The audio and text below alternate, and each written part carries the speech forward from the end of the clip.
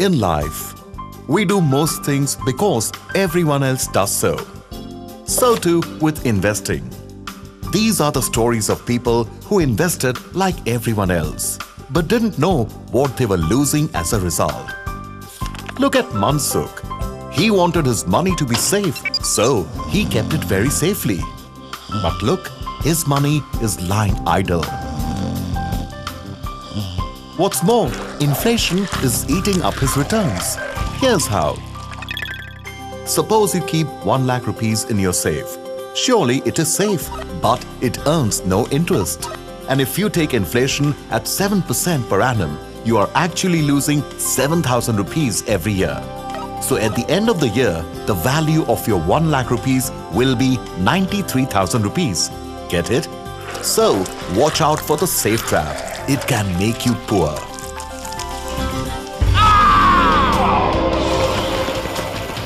Now look at Dhansukh, who invested in stocks.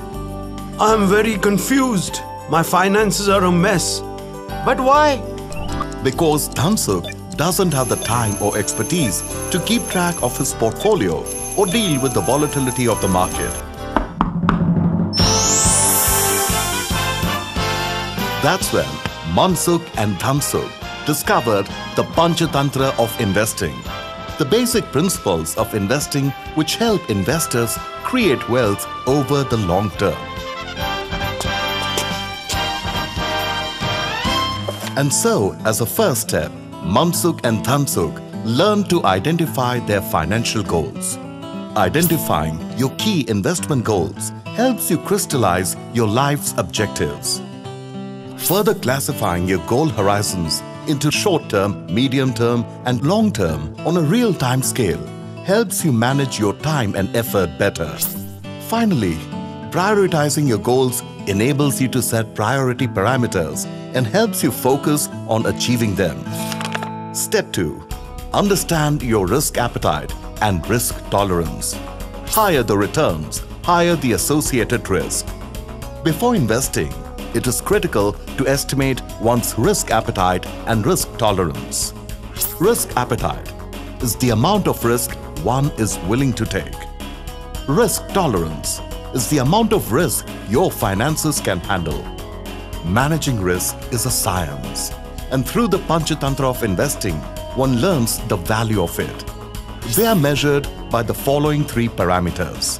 Your propensity to act in relation to risk management may depend on past financial decisions and experience. Risk attitude, or the willingness to take risks, depends largely on personal outlook, wherein your age and prudence can play an important role. Risk capacity, or your financial capability to take risk, is usually determined by your income levels, your expenses, your savings, and your resilience. Remember, being reckless is not the characteristic of a smart investor. Step 3. Asset allocation.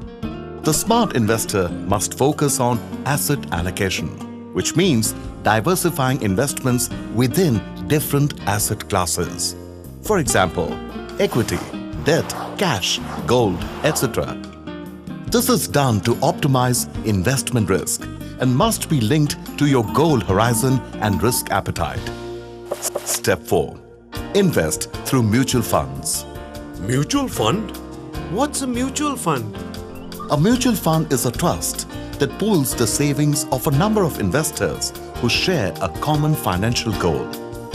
Mutual funds have many advantages like professional management with qualified and dedicated fund managers, diversification through multiple asset classes and securities within a scheme, convenient administration combined with good return potential, low cost, liquidity, transparency and flexibility. Mutual funds also offer a choice of schemes in a well-regulated environment with tax benefits. That sounds good. It's a win-win proposition. And of course, there are various types of mutual funds. All you have to do is select the right mutual fund scheme best suited to your needs. But remember to check the performance track record and the credentials of the fund house, which must measure up in lineage, expertise, transparency, and service track record.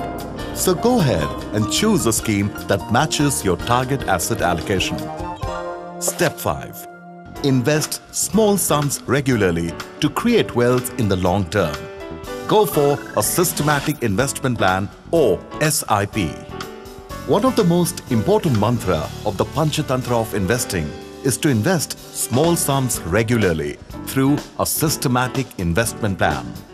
With SIP, there are primarily two benefits: compounding and rupee cost averaging.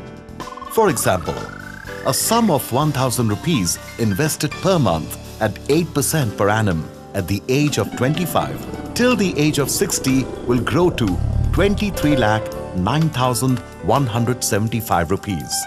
That's the power of compounding when investing with SIP. With rupee cost averaging, you can bring down the average cost of your investments while factoring in the volatility in the markets. That's great. How do I invest in a mutual fund? Investing in a mutual fund is easy. You can invest in a mutual fund through your financial advisor.